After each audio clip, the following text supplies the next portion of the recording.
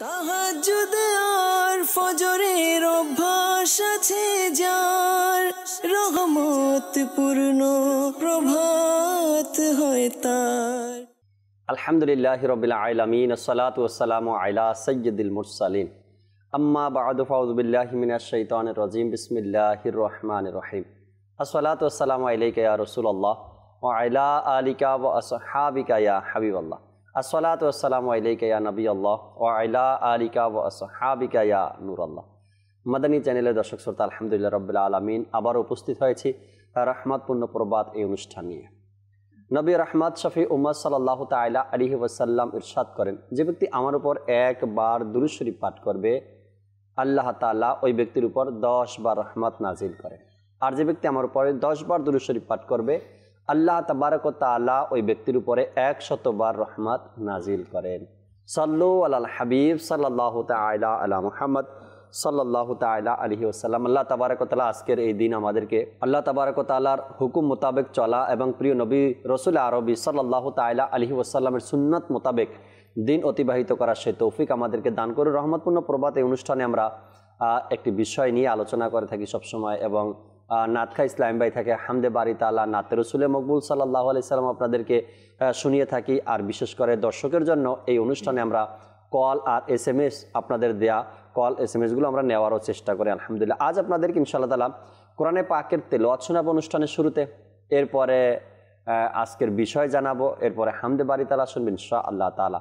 তবে আজকের যে তেলাওয়াত শোনাবো, রেকর্ডকৃত তেলাওয়াত আপনাদেরকে শোনাবো, সাথে চেষ্টা আছে ইনশাআল্লাহ তাআলা যদি সম্ভব হয় তরজমাও যদি দেখতে চান আপনারা তাও পারবেন ইনশাআল্লাহ তাআলা। আসুন আমরা কোরআনে পাকের তেলাওয়াত শ্রবণ করি। সাল্লু আলাল হাবিব সাল্লাল্লাহু তাআলা আলা মুহাম্মদ সাল্লাল্লাহু আলাইহি ওয়াসাল্লাম। আউযু বিল্লাহি মিনাশ শাইতানির রাজীম।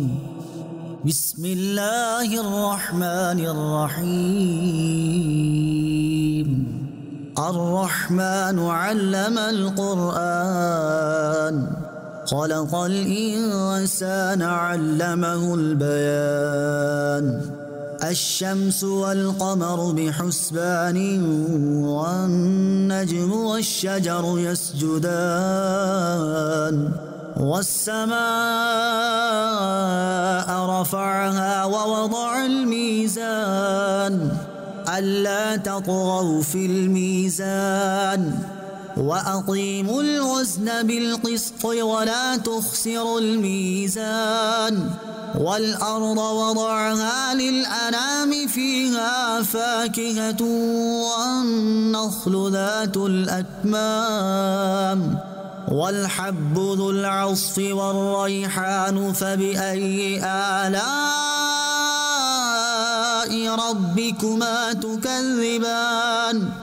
خلق الإنسان من صلصال كالفخار، وخلق الجان من مارج من نار. فبأي آلاء ربكما تكذبان. رب المشرقين ورب المغربين، فبأي آلاء ربكما تكذبان. مرج البحرين يلتقيان، بينهما برزخ لا يبغيان. فبأي آلاء ربكما تكذبان. يخرج منهما اللؤلؤ والمرجان. فبأي آلاء ربكما تكذبان. وله الجوار المنشآت في البحر كالأعلام.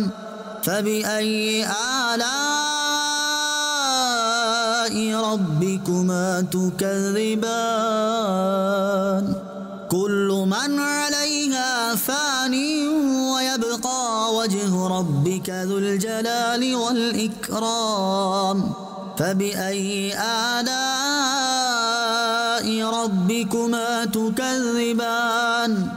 يسأله من في السماوات والأرض، كل يوم هو في شأن.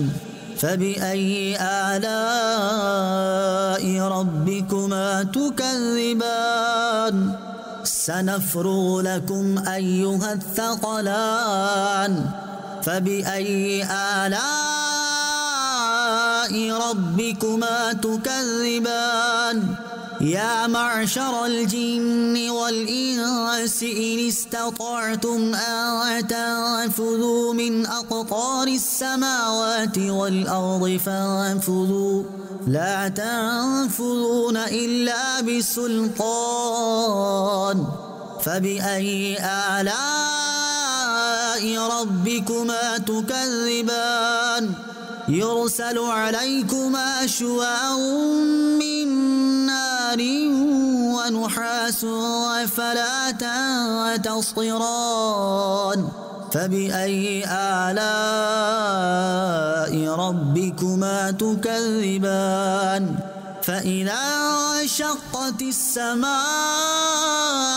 فكانت وردة كالدهان فبأي آلاء ربكما تكذبان فيومئذ لا يسأل عن ذنبه إنس ولا جان فبأي آلاء ربكما تكذبان يعرف المجرمون بسيماهم فيؤخذ بالنواصي والأقدام فبأي آلاء ربكما تكذبان صدق الله العظيم সুবহানাল্লাহ সুবহানাল্লাহ।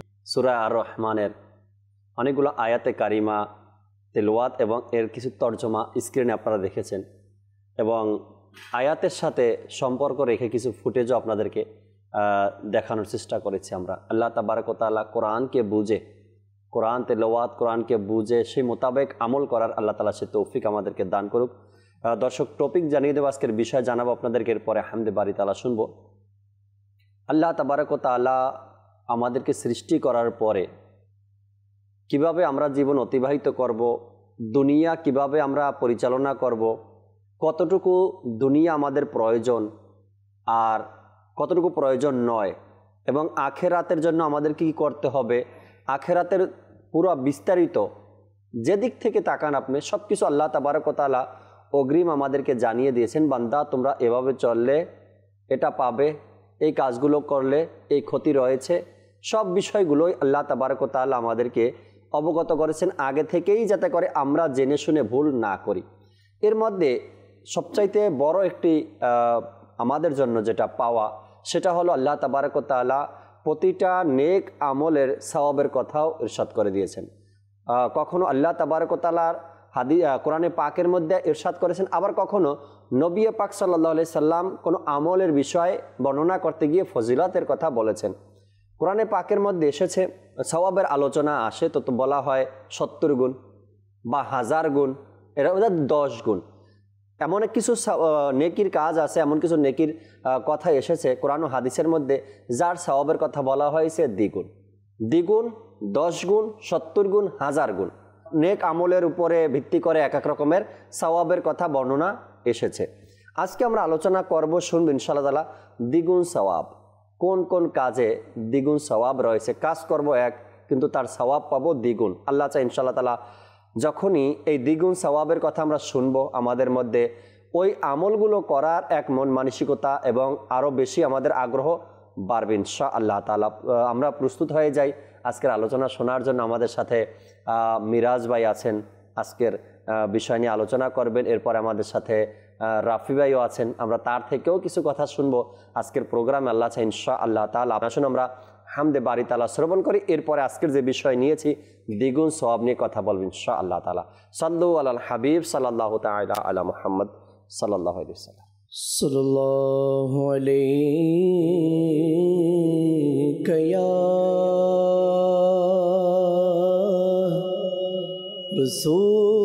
রাসূলুল্লাহ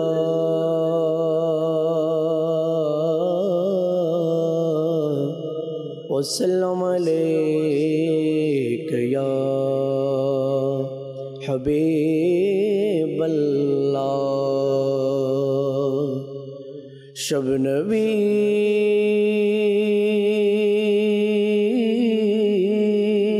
دیر شیرا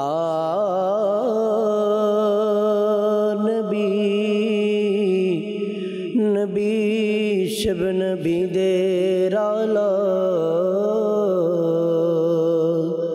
সেজ খোদার প্রিয় হাবিব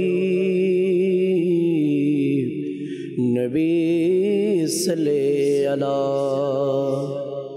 খোদা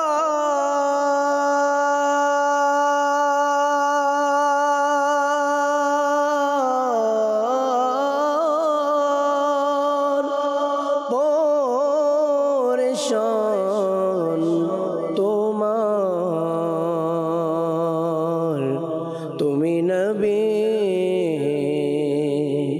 দেরো সরদার তুমি মালিকে জমানা مدنی مدینے والے پر صلی اللہ علیہ یا رسول اللہ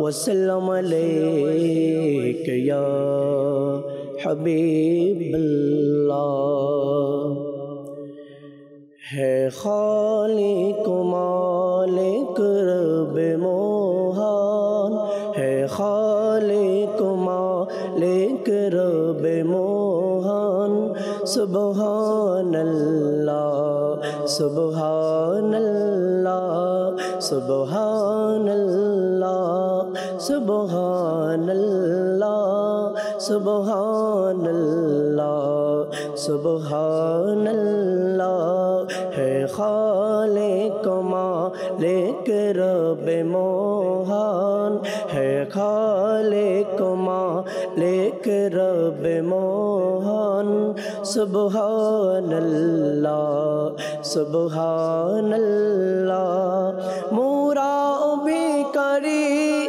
تمہیں داتا مورا بھی کری تمہیں داتا مورا بندہ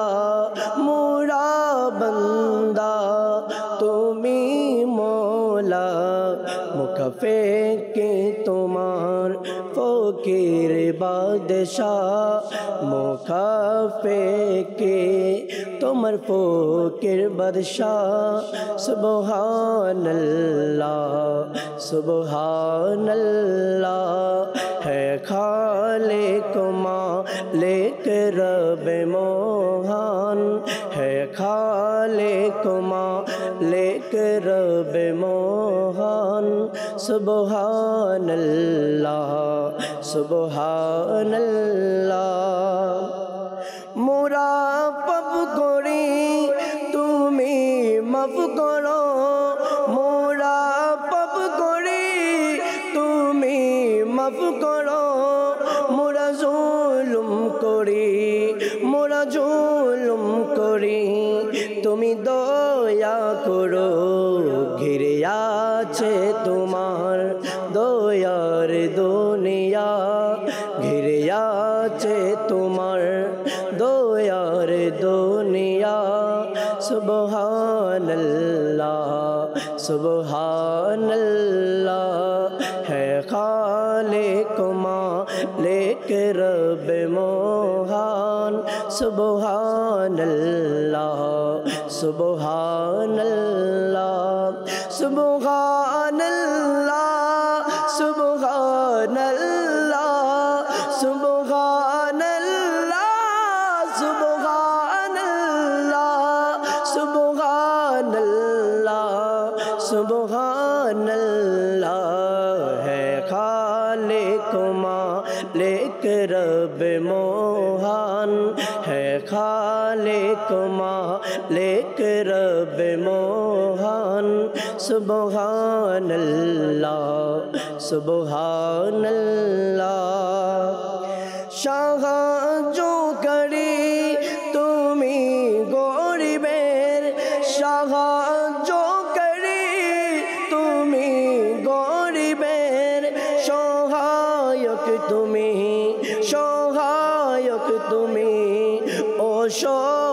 অসহায়দের সবার তোরে দান দক্ষিণা তোমার সবার তোরে দর তোমার খোলা সুবহানাল্লাহ সুবহানাল্লাহ है खालिक मालिक रब मोहन सुबहानल्लाह सुबहानल्लाह सुबहानल्लाह सुबहानल्लाह।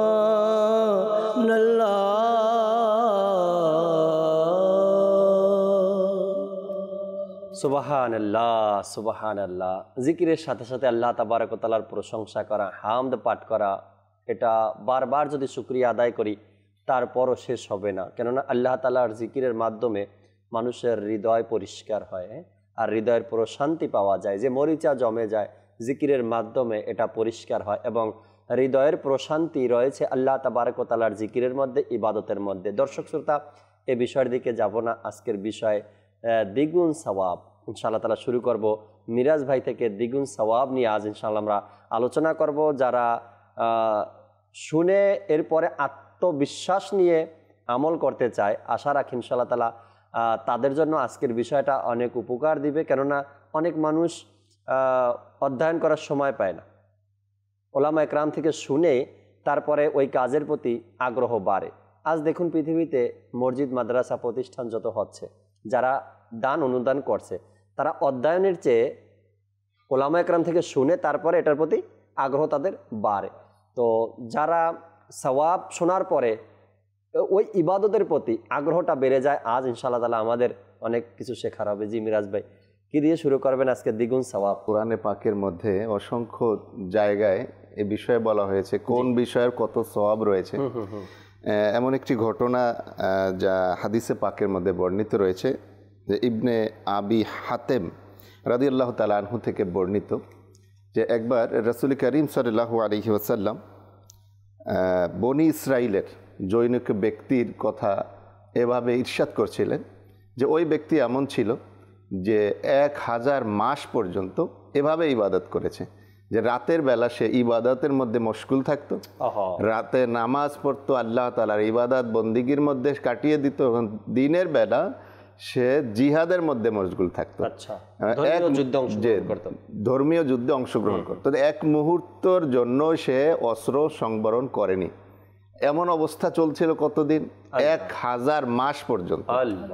তো যখন এই কথা সাহাবায়ে কেরাম আলাইহিম রিদওয়ানগণ শুনলেন, তারা বিস্মিত হলেন, ইয়া রাসূলুল্লাহ সাল্লাল্লাহু আলাইহি ওয়াসাল্লাম, তাহলে আমরা তো সামান্য 60 বছর 70 বছর জিন্দেগি, তো এত অল্প সময়ের মধ্যে কিভাবে তাদের থেকে আমরা অগ্রগামী হব সওয়াবের ক্ষেত্রে? তাদের চিন্তা ভাবনা দেখুন, যে নেকির কাজে তাদের কেমন প্রতিযোগিতা ছিল, মানে অন্তরের আকাঙ্ক্ষা ছিল যে নেক কাজ কেমনে বেশি করব তাদের থেকে।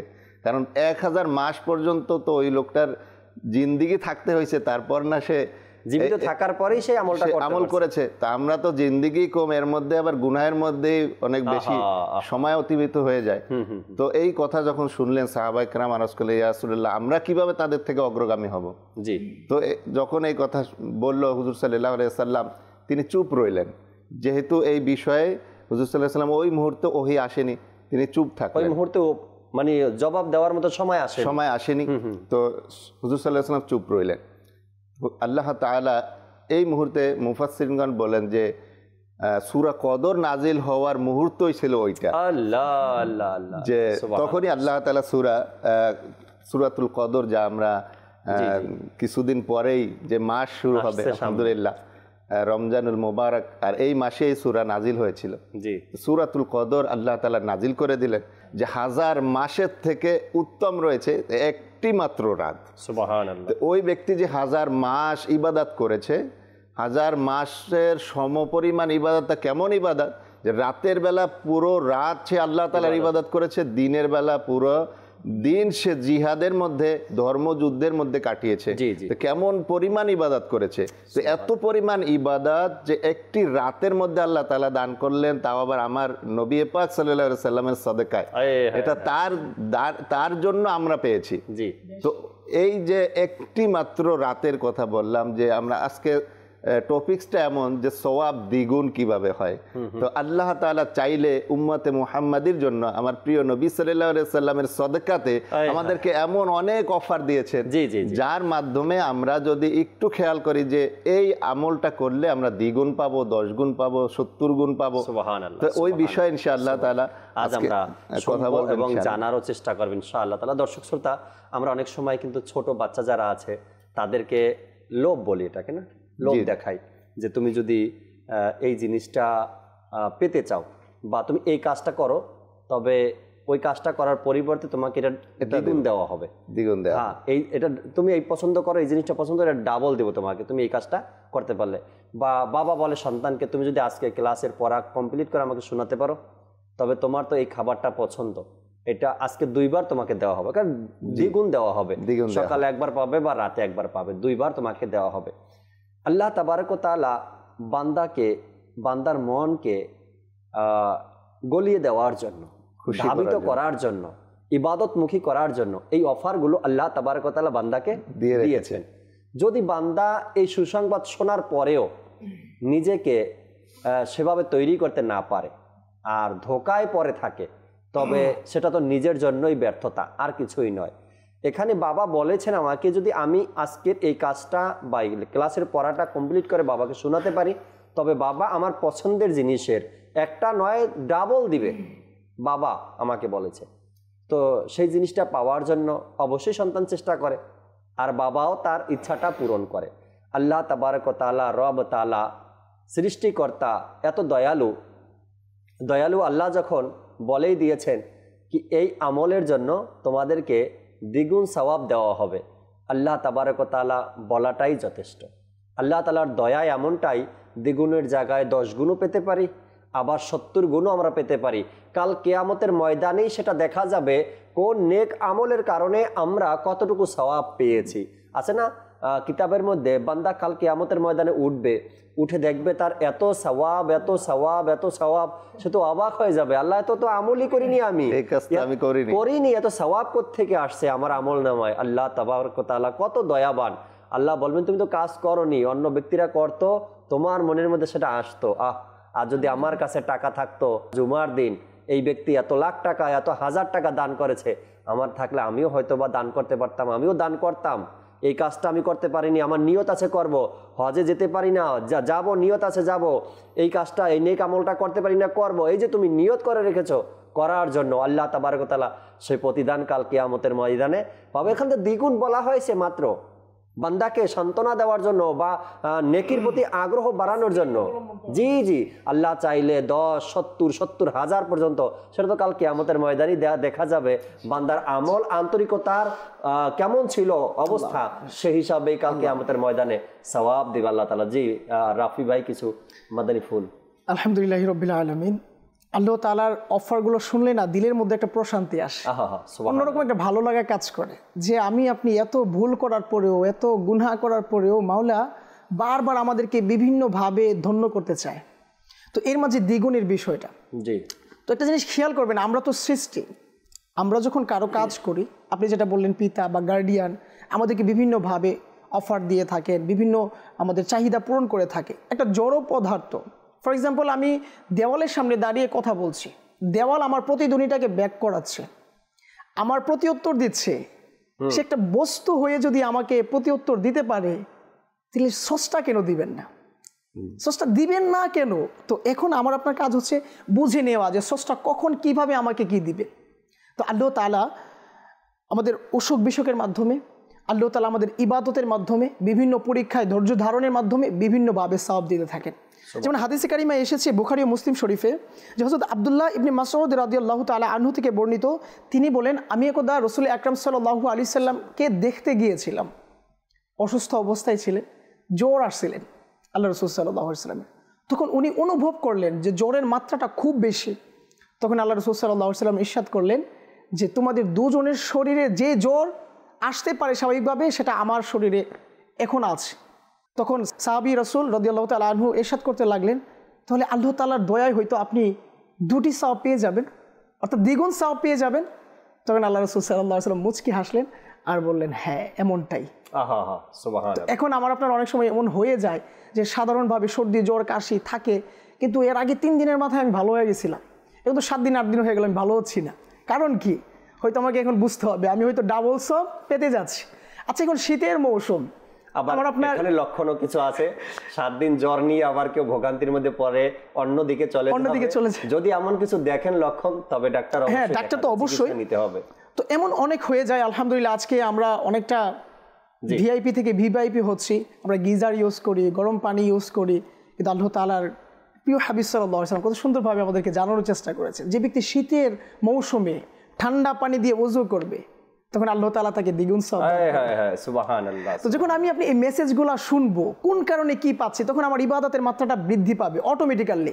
দেখুন দুনিয়া জীবনে এমন হয়ে যায়, আমি যে ব্যবসা বাণিজ্য চাকরি নকরি করছি, যাদের সাথে আমার আন্ডারস্ট্যান্ডিং, যেই বিষয়ে আমার আন্ডারস্ট্যান্ডিং, ওই বিষয়টা যখন আমি বুঝি না, তখন তাদের সাথে ডিলিংটা আমার অনেক ইজি হয়ে যায়।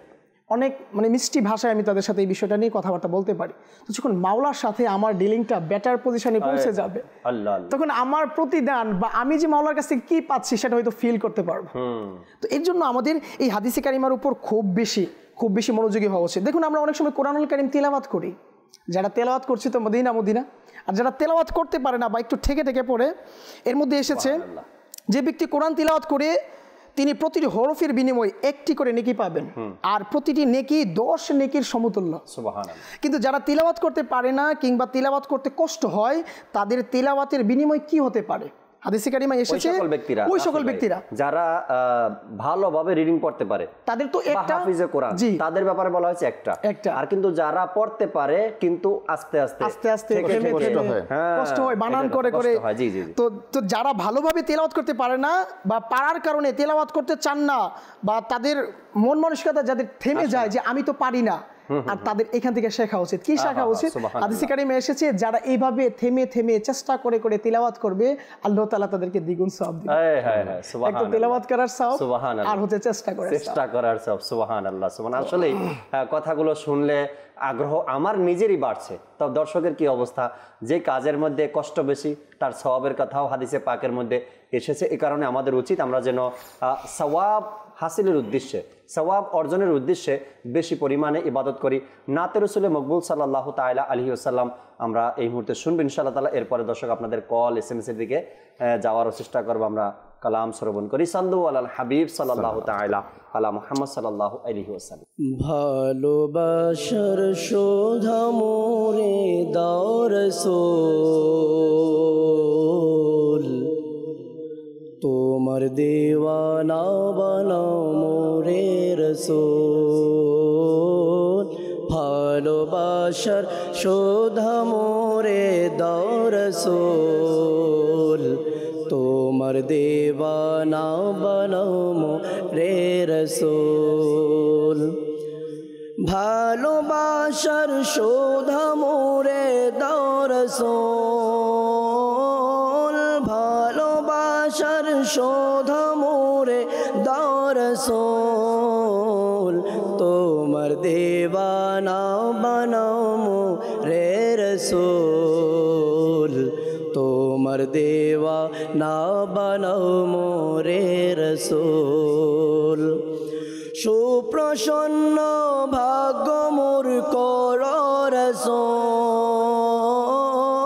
সুপ্রসন্ন ভাগ্য মোর কর রাসূল।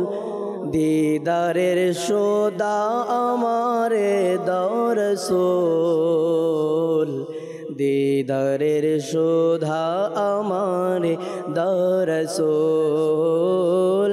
ভালোবাসার শোধা মোরে দাও রাসূল, তোমার দেওয়ানা মোরে বানাও রাসূল। স্বপ্নে আমার শেখবার তুমি, স্বপ্নে আমার শেখবার তুমি, দিদারের সদা আমারে দাও রাসূল, দিদারের শোধা আমারে দাও রাসূল।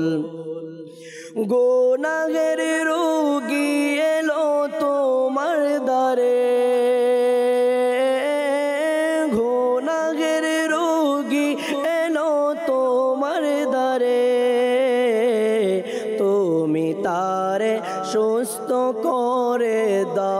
রসূল তুমি তারে সুস্থ করে দাও রসূল ভালোবাসার সুধা মোরে দাও রসূল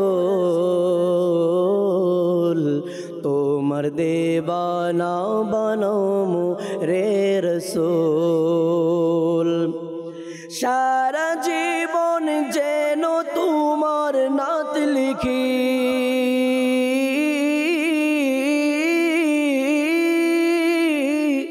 ইয়া রাসূলুল্লাহ সারা জীবন যেন তোমার নাত লিখি সারা জীবন যেন তোমার নাত লিখি সব বাধা মোর দূর করে দাও রসূল তোমার দেবানা বানাও মোরে রসূল ভালোবাসার সুধা মোরে দাও রসূল তোমার দেবানা বানাও মোরে রসূল সব গুনাহ আমার মুছে দিবে খোদা সব গুনাহ আমার মুছে দিবে খোদা সব বাধা দূর করো মোরে রসূল সব বাধা মোর দূর করে দাও রসূল ভালোবাসার সুধা মোরে দাও রসূল তোমার দেবানা বানাও মোরে রসূল ভালোবাসার সুধা মোরে দাও রসূল তোমার দেবানা বানাও মোরে রসূল সুবহানাল্লাহ।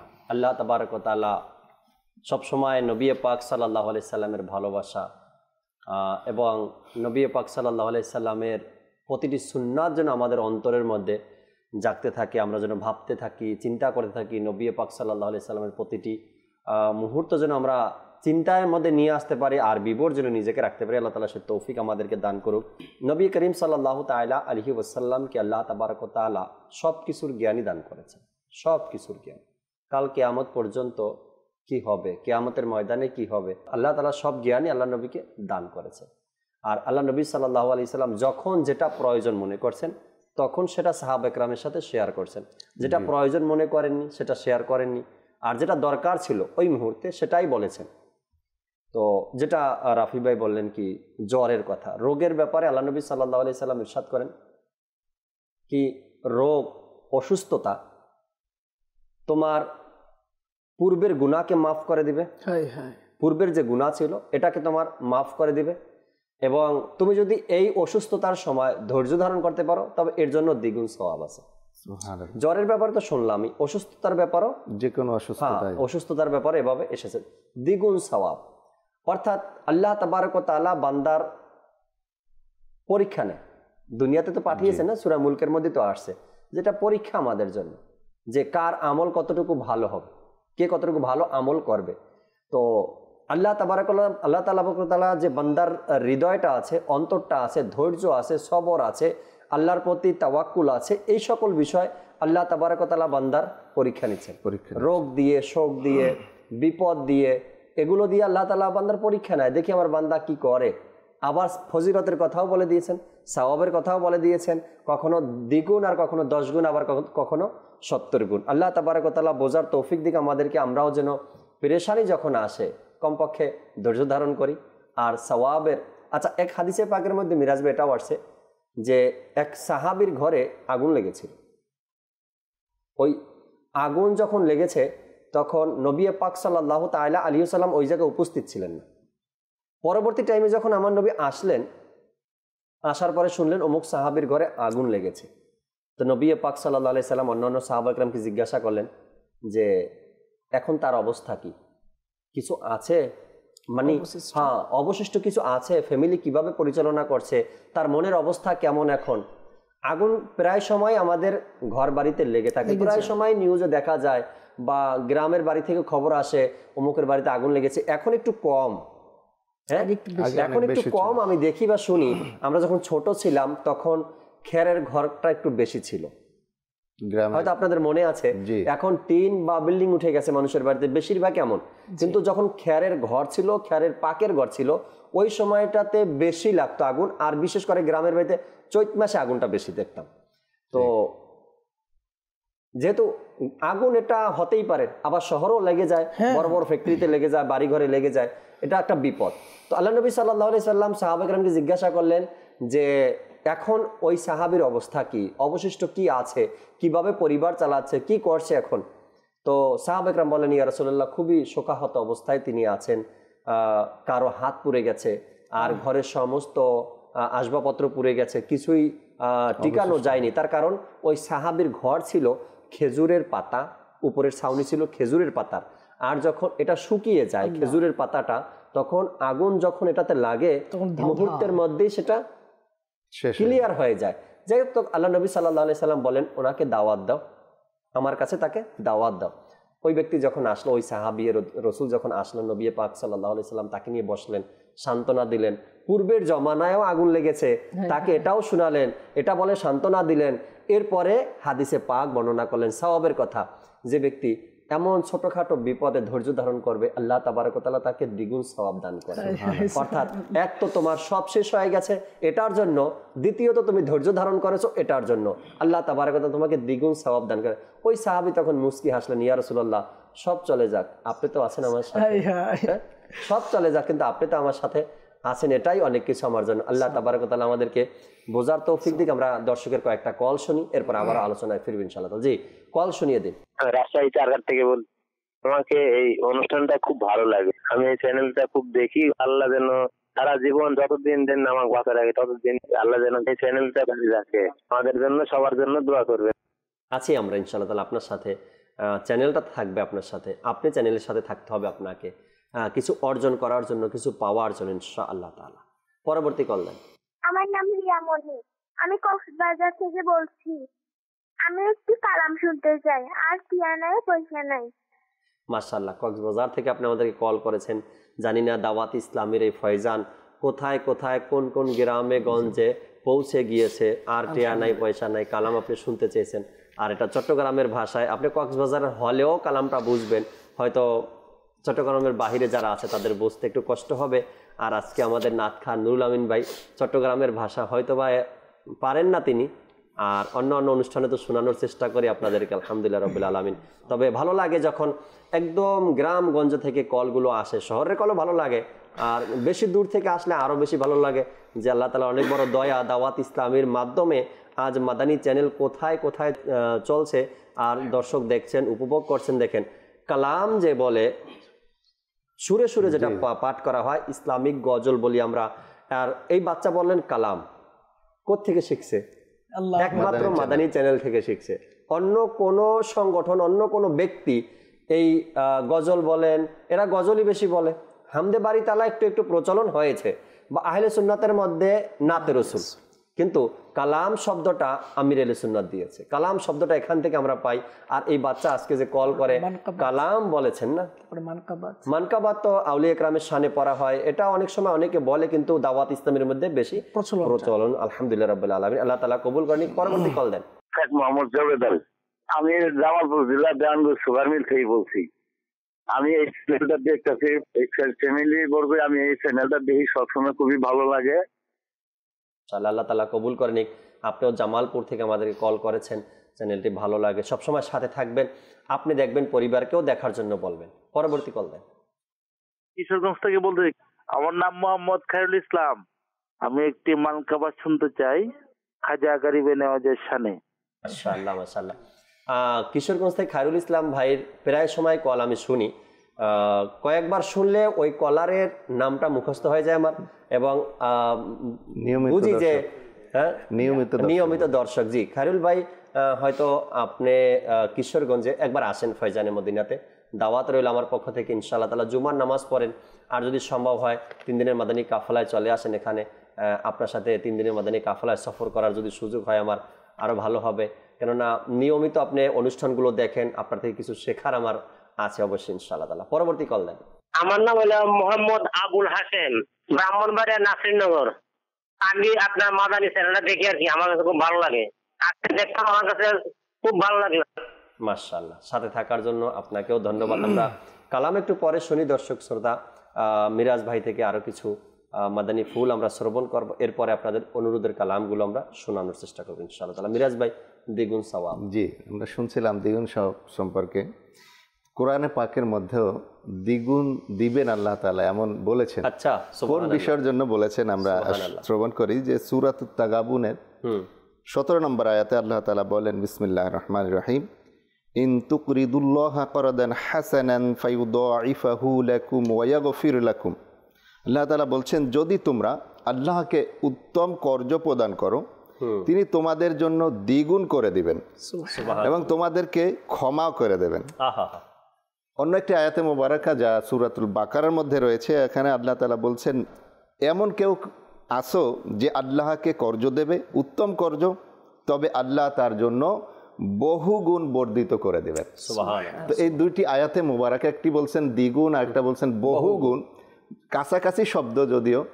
আর এই আয়াতে মুবারাকা মুফাসসিরগণ বলেন যে এখানে অসংখ্য তাফসির রয়েছে। একটা তাফসির এটাও যে মানুষদেরকে যে উত্তম কর্জে হাসানা, যেটাকে বলা হয় যে শর্তবিহীন ঋণ দেওয়া, বিপদের সময় যাকে আমরা ধার বলি সোজা হিসাবে, যেটাকে ধার বলা হয়, যেটার মধ্যে কোনো শর্ত নাই, শুধুমাত্র সওয়াবের জন্য, কাউকে উপকার করার জন্য। এটার অনেক তাফসিরের মধ্যে একটা তাফসির যে আল্লাহ তাআলা এটাই বলেছেন যে উত্তম কর্জ মানুষদের দাও যেটা কোনো শর্ত নাই, তাহলে আল্লাহ তাআলা তোমাদেরকে দ্বিগুণ দিবেন বা অনেক গুণে বর্ধিত করে দেবেন। হযরত সাইয়েদনা আনাস বিন মালিক রাদিয়াল্লাহু তাআলা আনহু থেকে বর্ণিত, যা ইবনে মাজা শরীফের মধ্যে হাদিসে মোবারকা বর্ণিত রয়েছে, যে রাসূল করিম সাল্লাল্লাহু আলাইহি ওয়াসাল্লাম বলেন, আমি মিরাজের রাত্রে যখন আমি আল্লাহ তাআলার দিদারে গেলাম, তো জান্নাত যখন ভ্রমণ করছিলাম, তো জান্নাতের একটি দরজার মধ্যে এটা লিপিবদ্ধ দেখলাম যে সদকার সওয়াব হলো 10 গুণ আল্লাহ তাআলা বৃদ্ধি করে দেন, আর কর্জের সওয়াব 18 গুণ বৃদ্ধি করে দেন। তো যখন এটা আমি দেখলাম, তো জিবরাইল আলাইহিস সালামকে আমি জিজ্ঞাসা করলাম এটা কেন?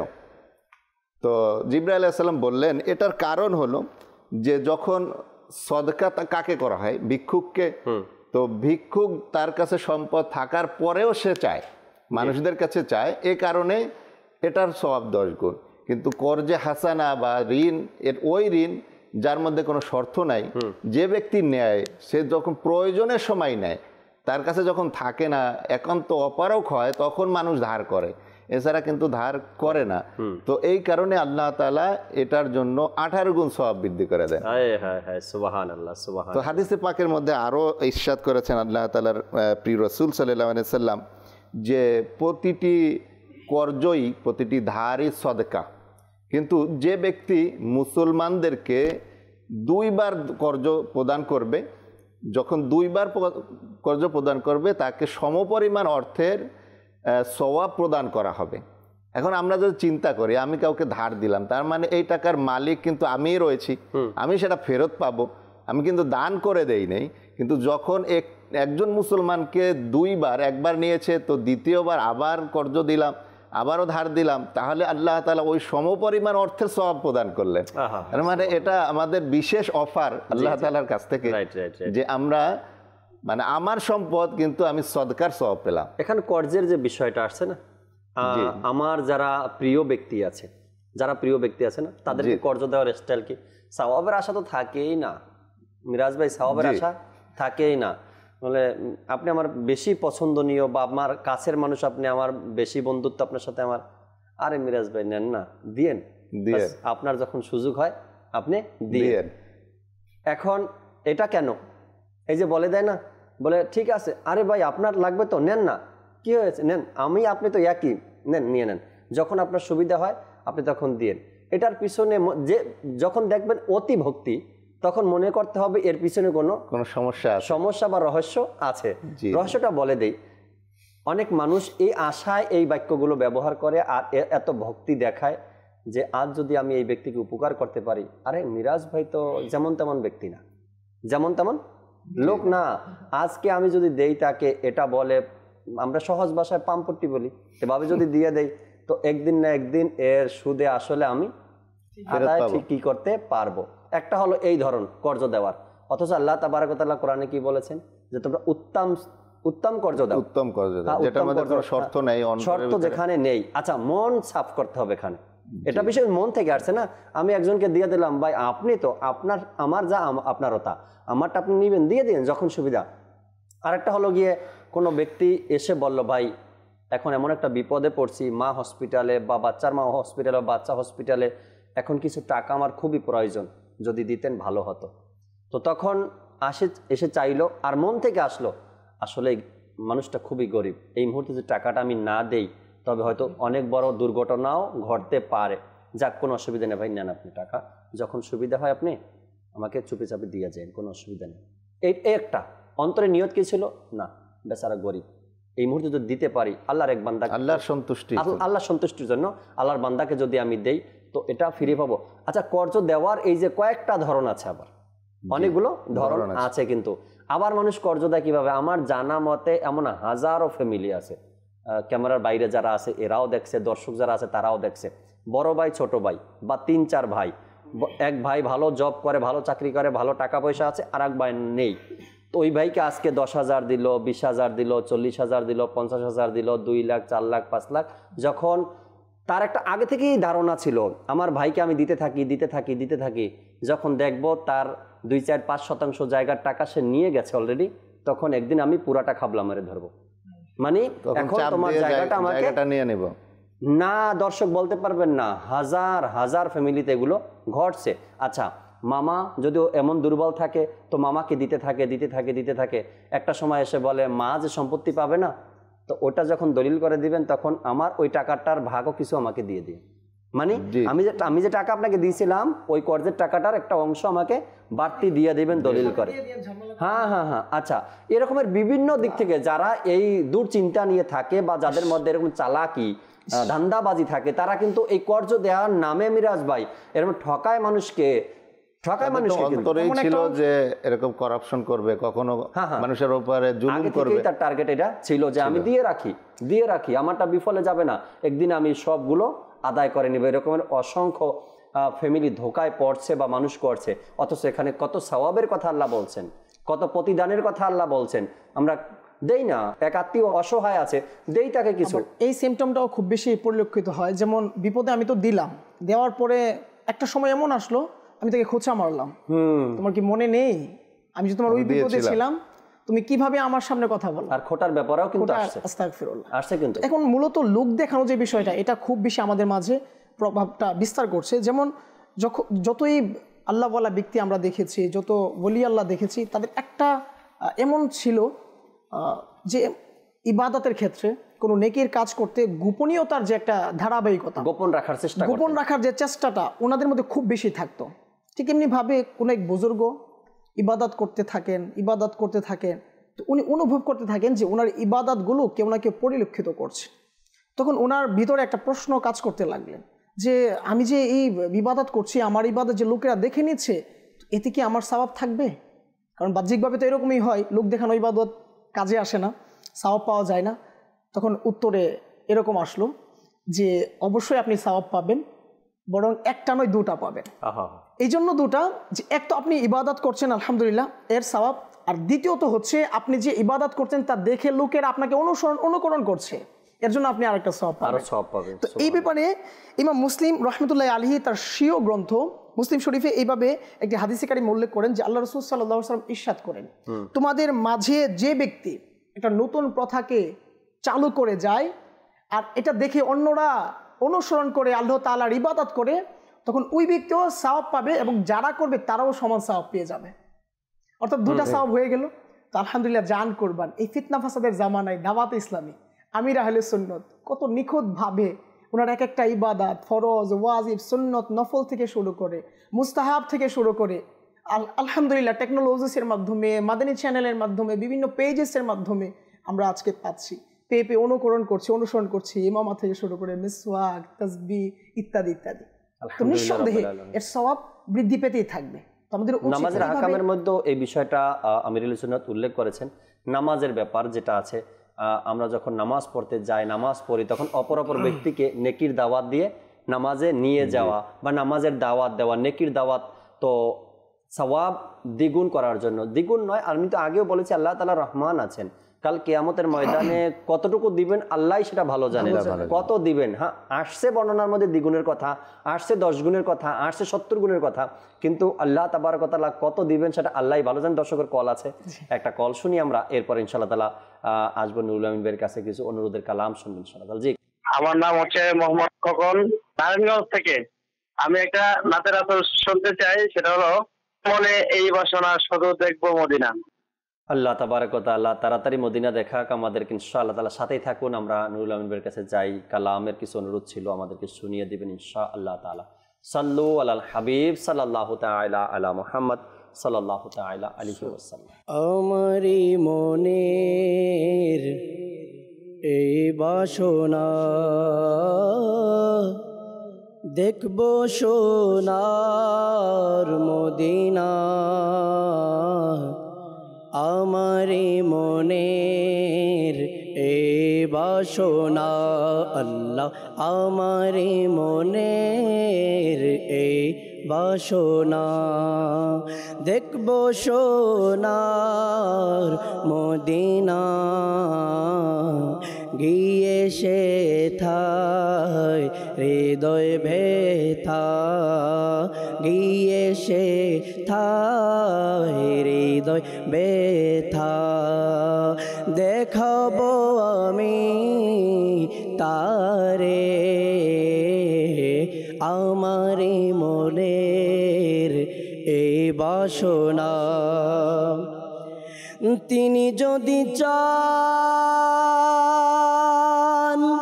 দিবেন মন, দয়ার নজর মোর পানে, তিনি যদি চান দিবেন মন, দয়ার নজর মোর পানে,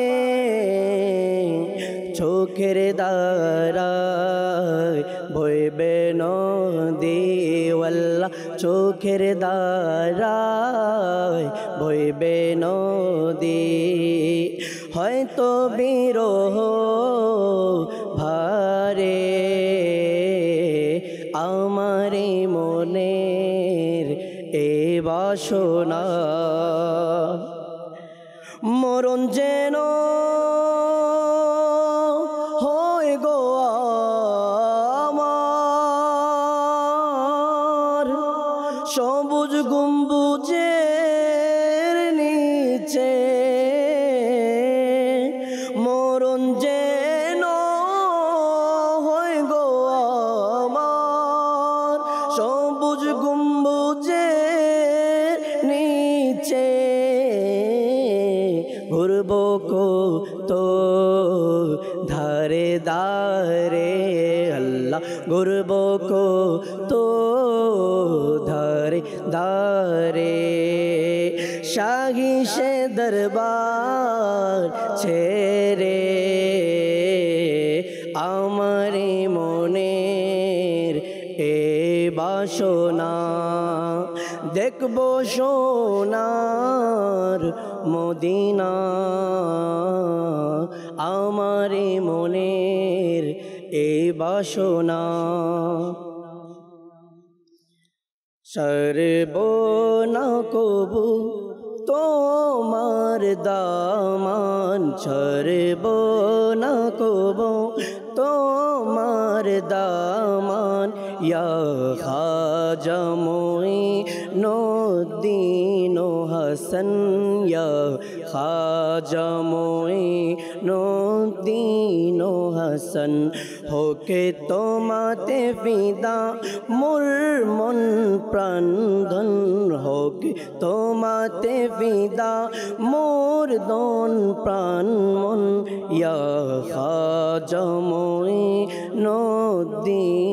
হাসান। হাসান ইয়া খাজা মুঈনুদ্দিন হাসান আজমিরে আমি গিয়ে খোদা চাদর চড়াবো ফুলেরি আজমিরে আমি গিয়ে খোদা চাদর চড়াবো ফুলেরি আর হব আমি তোমাতে বিলীন আর হব আমি তোমাতে বিলীন ইয়া খাজা মুঈনুদ্দিন হাসান ইয়া খাজা মুঈনুদ্দিন হাসান মওলা আলীর প্রিয়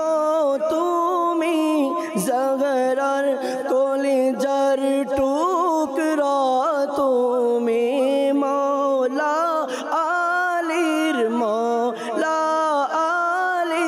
প্রিয় তুমি জহরার কলিজার টুকরা তুমি জহরার কলিজার টুকরা তুমি হাসনাইনের দিল উসমানের নয়ন হাসনাইনের দিল উসমানের নয়ন ইয়া খাজা মুঈনুদ্দিন হাসান ইয়া খাজা মুঈনুদ্দিন হাসান।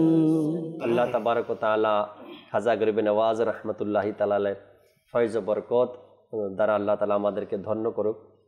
সকল আউলিয়া একরামকে ভক্তি শ্রদ্ধা করার ভালোবাসার আল্লাহ তাআলা সে তৌফিক আমাদেরকে দান করুক। বিষয়ে আলোচনা করছিলাম আমরা দ্বিগুণ সওয়াব নিয়ে। আল্লাহ নবী সাল্লাল্লাহু তাআলা আলাইহি ওয়াসাল্লাম সাহাবা একরাম আলাইহিমুর রিদওয়ানকে আসলে হাদিসে পাক যেগুলো বা আল্লাহ নবী যা ইরশাদ করতেন, যেমন আপনি একটু আগে বলছেন মেরাজের রাতে আল্লাহ নবী সাল্লাল্লাহু আলাইহি সাল্লাম যে দৃশ্য দেখলেন, এরপরে জিবরাইলকে জিজ্ঞাসা করলেন। আল্লাহ নবী সাল্লাল্লাহু আলাইহি সাল্লাম জিজ্ঞাসা করার পিছনেও কিন্তু কারণ আছে অবশ্যই, কেননা আমার নবী জানেন যে আমার উম্মতের মধ্যে এমন একদল আসবে বা শেষ জমানায় এমন একদল আসবে আমার এই অদৃশ্যের জ্ঞানকে তারা অস্বীকার করে। এজন্য আল্লাহ নবী সাল্লাল্লাহু তাআলা আলাইহি ওয়াসাল্লাম এর কিছু রেখে গেছেন। আজ যদি ওই দিন যদি আল্লাহ নবী সাল্লাল্লাহু আলাইহি ওয়াসাল্লাম জিবরাইল আমিনকে জিজ্ঞাসা না করতেন, বাস আল্লাহ নবী তো জানেন কেন এই পরিণতি বা কেন এগুলো হবে। হ্যাঁ, কিছু কিছু সময় আমাদের একটু সিম্পল লাগে বা কিছু তথ্য লাগে আল্লাহ নবী যদি জিজ্ঞাসা যদি না করতেন তবে আজকের এই হাদিসটা কিন্তু প্রকাশ পেত না। আল্লাহ নবী জানেন, বাস মনে মনে রেখেছেন। কেন হয়েছে আমি তো আগে থেকেই জানি। জিবরাইল আমিনকে জিজ্ঞাসা করার কারণে সেটা হাদিসে পাকে পরিণত হয়েছে, আর সেটা 1000 বছর পরে আজ উম্মতের কাছে ওই হাদিসে মুবারাকা যে জিবরাইল আমিন আলাইহিস সালাতু ওয়াস সালাম যখন মানুষের রূপ নিয়ে আসতেন, তো একবার এরকম একটি ঘটনা হাদিসে পাক তো রয়েছে যে জিবরাইল আমিন বলতেছেন, রাসূল সাল্লাল্লাহু আলাইহি ওয়াসাল্লাম যখন প্রশ্ন করলেন তখন জিবরাইল আলাইহিস সালাম বলতেছেন যে প্রশ্নকারীর থেকে উত্তরদাতার থেকে প্রশ্নকারী এই বিষয়ে ভালো জানেন। উত্তরদাতার থেকে, অর্থাৎ জিবরাইল আমিন সামনে রয়েছেন, তিনি মানুষের আকৃতিতে রয়েছেন, তিনি বললেন যে উত্তরদাতার থেকে, অর্থাৎ জিবরাইল আমিন উত্তর দিবেন, উত্তরদাতার থেকে প্রশ্নকারী এর থেকে ভালো জানেন। তো যেহেতু যখন সাহাবা কিরাম আলাইহিমুর রিদওয়ানগণ এটা পরবর্তীতে আরজ করলেন, তখন হুজুর সাল্লাল্লাহু আলাইহি ওয়াসাল্লাম বলছিলেন যে উনি জিবরাইল আমিন আলাইহিস সালাতু ওয়াস সালাম ছিলেন। তো এই ক্ষেত্রে এই হাদিসে পাকে স্পষ্ট বোঝা যায় যে জিবরাইল আমিনকে প্রশ্ন করার উদ্দেশ্য আমাদেরকে বোঝানোর জন্য। এটাই আমার বলার উদ্দেশ্য ছিল যে আল্লাহ নবী সাল্লাল্লাহু আলাইহি সাল্লাম এই জিজ্ঞাসা করাটাও উম্মতের জন্য একটা অনেক বড় উপকার ছিল, যাতে করে আমাদের পর্যন্ত হাদিসে পাক পৌঁছে যায়। এখন এই বিষয়ে যেটা আমি বলা শুরু করছিলাম যে সাহাবা একরাম আলাইহিমুর রিদওয়ানকে এই সওয়াবের ব্যাপারে ইরশাদ করেছেন, প্রায় সময়তেই সাহাবা একরামের ব্যাপারে ইরশাদ করেছেন। যখন অন্যান্য দেশ থেকে কোনো ব্যক্তি আসতো নবী পাক সাল্লাল্লাহু আলাইহি সাল্লামের দরবারে, এবং তাদের থাকার জায়গা, তাদের বাসস্থান, খাবারের কিছু নেই, আল্লাহ নবী সাল্লাল্লাহু আলাইহি সাল্লাম সাহাবা একরামকে দেখাই দিতেন যে আপনি তার সাথে যান, আপনি তার সাথে যান, আপনি তার বাড়িতে যান, আর তোমরা সবাইকে ভাগ বন্টন করে নিয়ে যাও, কেউ যেন না খেয়ে বা খোলা আসমানের নিচে না থাকে, কমপক্ষে তাদের থাকার একটু জায়গা এবং খাওয়ার জন্য ব্যবস্থা হয়ে যায়।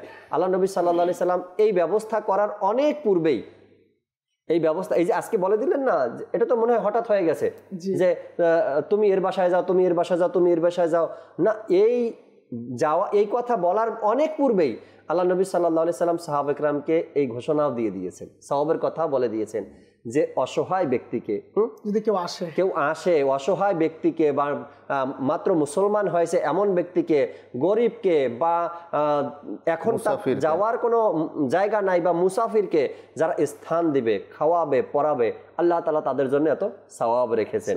এই বর্ণনা তো আল্লাহ নবী অনেক আগে দিয়েছেন, আর সাহাবা ইকরাম এগুলোকে কি করেছেন?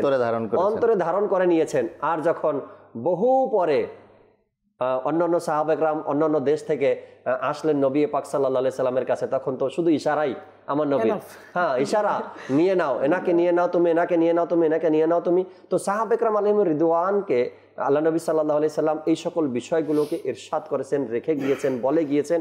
আর সাহাবা ইকরাম আলাইহিমুর রিদওয়ান আল্লাহ তাবারক ওয়া তাআলার দয়ায় ওই ধারাবাহিকতা আলহামদুলিল্লাহ আজ পর্যন্ত আমাদের মাঝেও চলছে। এখনো দেখেন না, যদি শহরে খুব কম হবে, হয়তো শহরের দর্শক যারা আছেন এরা এটা বুঝবেন না, অনেক কম হয় আপনাদের আমাদের শহরে, গ্রামে এগুলো বেশি হয়। হঠাৎ যদি রাত্রে গ্রামের বাড়িতে কোনো ব্যক্তি আসে না, একটা সময় ছিল হয়তো ওই প্রজন্মটা অনেকেই মিস করে এখন। গ্রামের বাড়ি আছে না মিরাজ ভাই, গ্রামের বাড়ির সামনে যেমন ঘর আছে, ঘরের পরে উঠান আছে, এরপরে বাড়ির শেষের দিকে একেবারে, অর্থাৎ বাড়ির যে দরজা আছে দরজার সাথেই একটা ঘর বানাতো।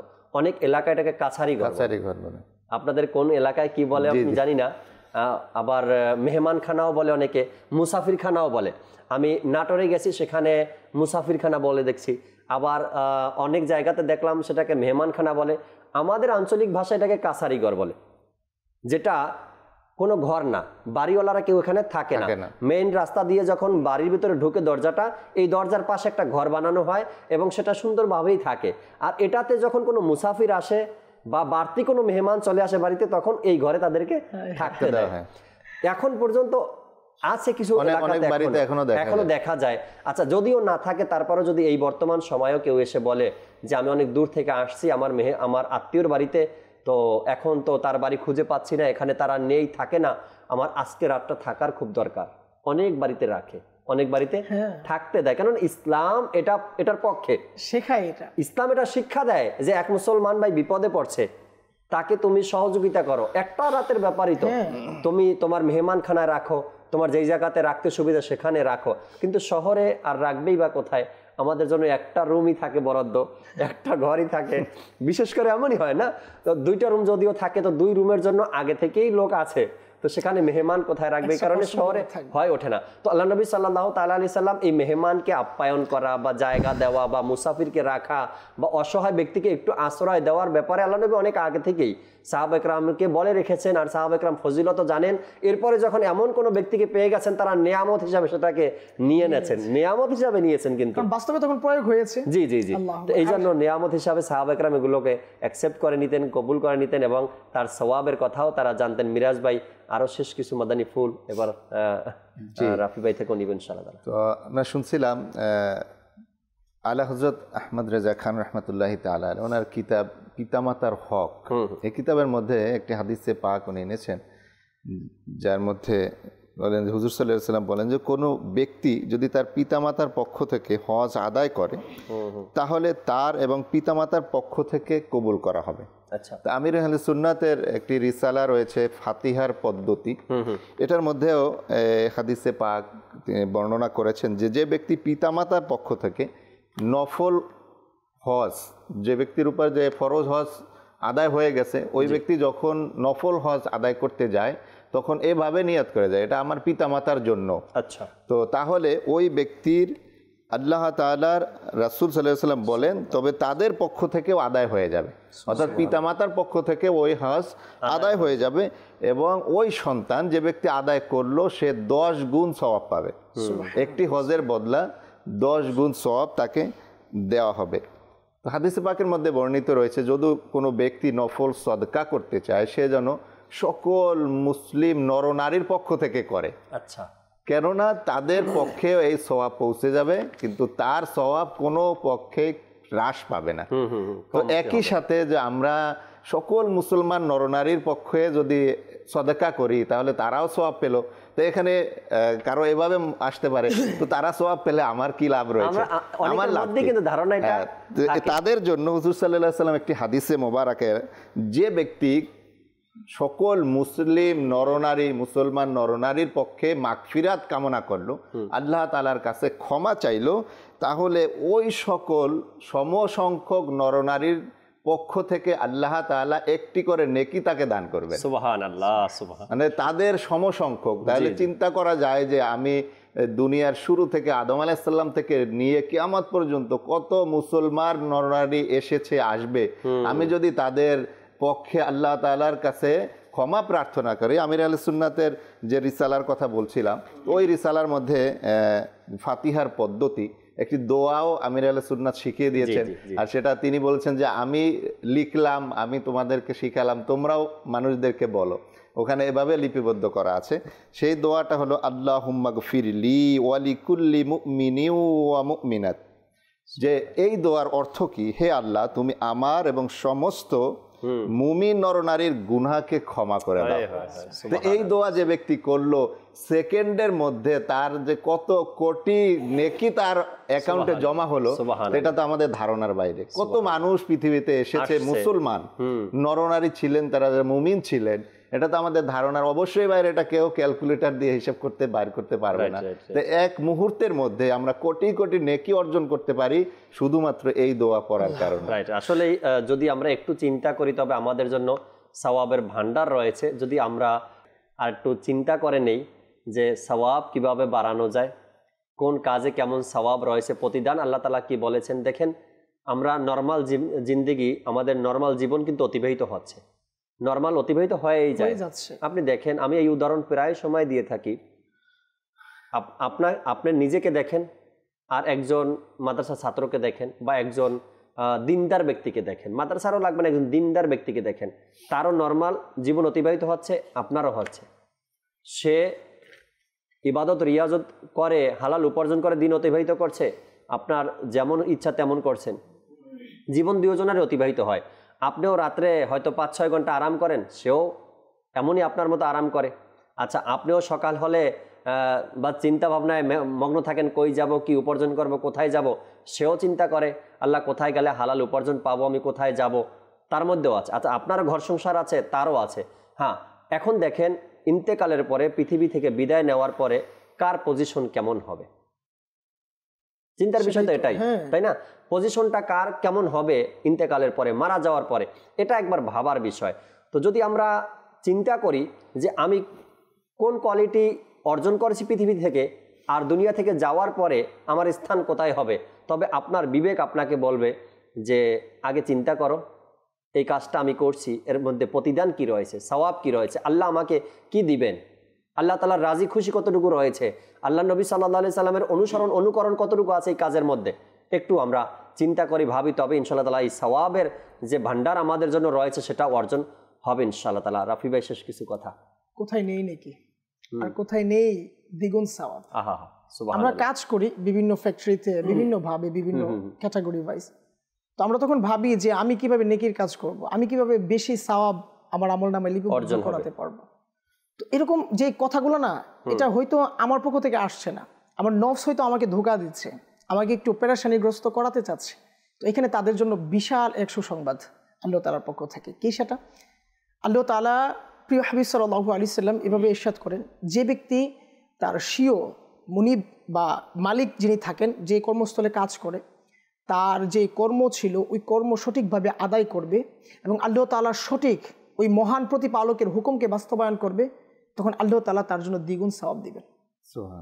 এক তো তার যে মালিক রয়েছেন, যে কর্মস্থলের, ওইখানে তার সঠিক হুকুম সে বাস্তবায়ন করছে, কাজ যেটা যেভাবে করার দরকার সেভাবে করছে, আর পাশাপাশি আল্লাহ আজ্জা ওয়া জাল্লার হুকুমও কি বাস্তবায়ন করছে। তো আজকাল এমন হয়ে যায় যে আমি চাকরি করছি, অন্যেরই তো সব কিছু, তো আমি আমার তো মাস শেষে বেতন পেয়েই যাচ্ছি, আমি আমার মতো করে কাজ করতে থাকি, আমি মালিকের হক দেখলাম না, আমার পাশের ভাইয়ের হক দেখলাম না, আমি আমার মতো চলতে লাগলাম। এই মেসেজ তাদের জন্য নয়, এটা শুধু তাদের জন্য যারা ওই কর্মস্থলের সকল কর্ম সঠিকভাবে সম্পাদন করবে এবং পাশাপাশি আল্লাহ তাআলার ইবাদতে মশগুল থাকবে।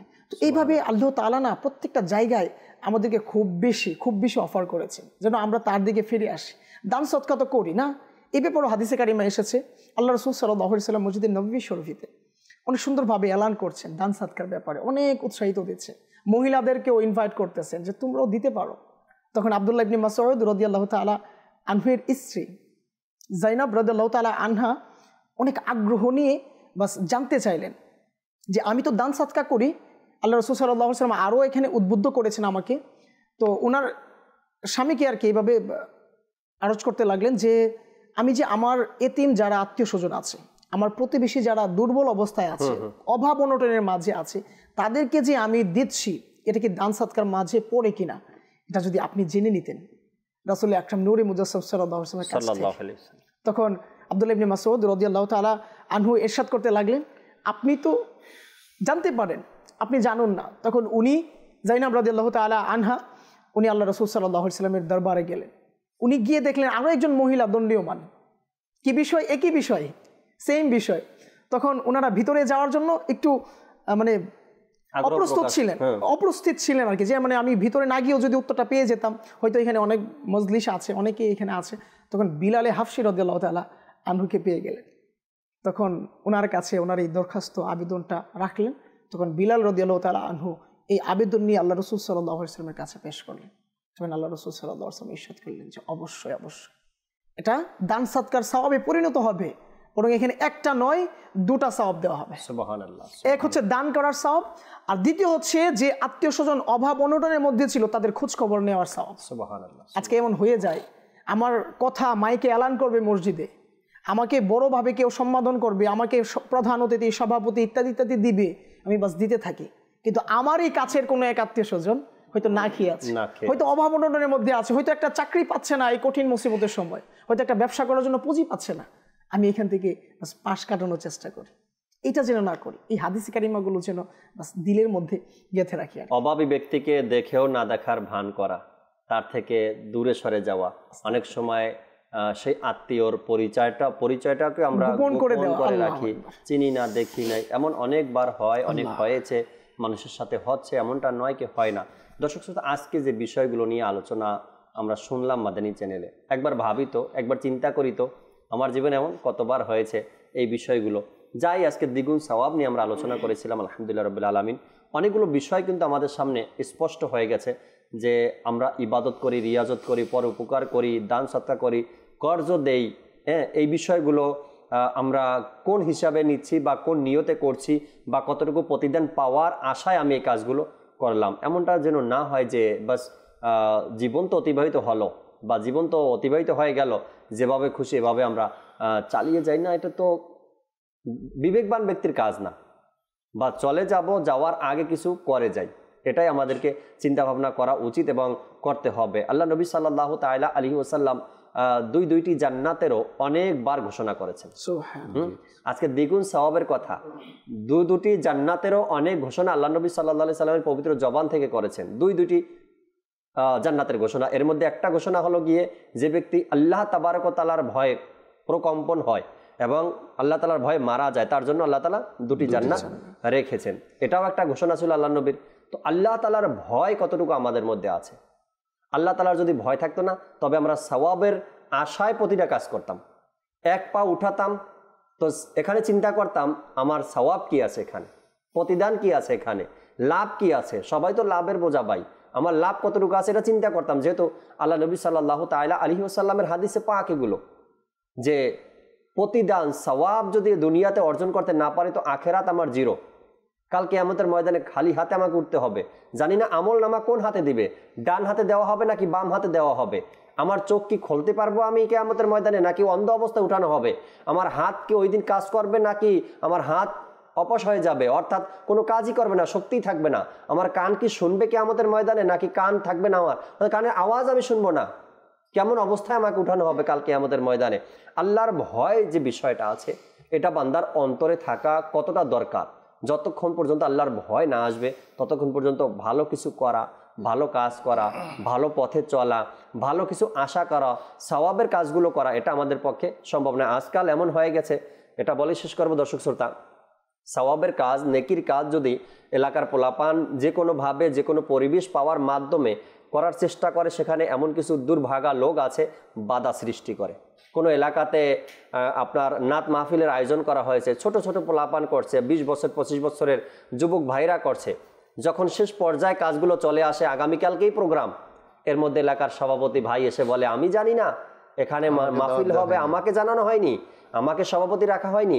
আপনার তো উচিত ছিল, আপনি যে গুনাহের কাজের মধ্যে এতদিন আড্ডা দিয়েছেন বা উৎসাহ দিয়েছেন মানুষকে, কর তোরা, খারাপের আয়োজন কর, টাকা যা লাগা আমি দিব। আপনি বলছেন না, অস্বীকার করতে পারবেন না, আপনার আয়োজনে, আপনার ক্ষমতায়, আপনার দাপটে এইসব কাজ হয়েছে এলাকার মধ্যে। কিন্তু এর মধ্য থেকে কিছু ভালো ছেলেরা মাহফিলের আয়োজন করেছে, নাত মাহফিলের আয়োজন করেছে, আপনাকে দাওয়াত দেয় নাই বলে আপনার মন খারাপ, আপনি গিয়ে বলেন দেখি কিভাবে এখানে হয়। আপনি প্রকাশ্য গুনাহের কাজের মধ্যে অংশগ্রহণ করছেন, অপ্রকাশ্যভাবে নেকির কাজের মধ্যে অংশগ্রহণ করেন না। দেখেন এর মধ্যে কেমন অন্তরের প্রশান্তি রয়েছে। কথাগুলো বলতে মন চায় মাঝে মধ্যে, তারপরেও আবার থেমে যায়। না থাক, সবাইকে আল্লাহ বুঝ দান করেছে, একটু চেষ্টা করি আমরা নিজেকে পরিবর্তন করার, নিজের সমাজকে পরিবর্তন করার, নিজের ইচ্ছা শক্তিকে পরিবর্তন করার। আল্লাহ তাবারক ওয়া তাআলা যে পথ আমাদেরকে দিয়েছেন, ইসলাম যে দিক নির্দেশনা আমাদেরকে দিয়েছেন, সেই পথে একটু চলি। আল্লাহ চাই ইনশাআল্লাহ তাআলা দুনিয়া এবং আখেরাতে সম্মানও পাবো, নাজাতও পাবো। আল্লাহ তাআলা আমাদেরকে বোঝার তৌফিক দিক। আসুন আমরা দাঁড়িয়ে সালাতু সালাম পাঠ করি। ইয়া নবী সালাম আলাইকা, ইয়া রাসূল সালাম আলাইকা, ইয়া হাবিব সালাম আলাইকা, সালাওয়াতুল্লাহ আলাইকা, মুস্তাফা জানে রহমত পেলা کو سلام، شمع باز میں ہدایت پہ لاکھوں سلام، غوث اعظم امام تو کا ونوں کا جلوائے شان قدرت پہ لاکھوں سلام، ڈال دی قلبوں میں عظمت مصطفیٰ، سیدی اعلی حضرت پہ لاکھوں سلام، فیض سے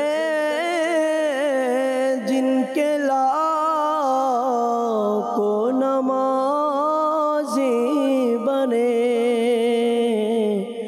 فیض سے جن کے لاکھوں نمازی بنے، فیض سے جن کے لاکھوں ایمان میں ساجے، اس امیر اہل سنت پہ لاکھوں سلام، مصطفیٰ جان رحمت پہ لاکھوں سلام، شمع باز میں ہدایت پہ لاکھوں سلام۔ سبحانک اللہم وبحمدک لا الہ الا انت استغفرک واتوب الیک۔ سبحانک اللہم وبحمدک لا الہ الا انت استغفرک واتوب الیک۔ سبحانک اللہم وبحمدک لا الہ الا انت استغفرک واتوب الیک۔ الصلاۃ والسلام علیک یا نبی اللہ وعلی آلک واصحابک یا نور اللہ، لا الہ الا اللہ محمد۔ তাহাজ্জুদ আর ফজরের অভ্যাস আছে যার, রহমত পূর্ণ প্রভাত হয় তার।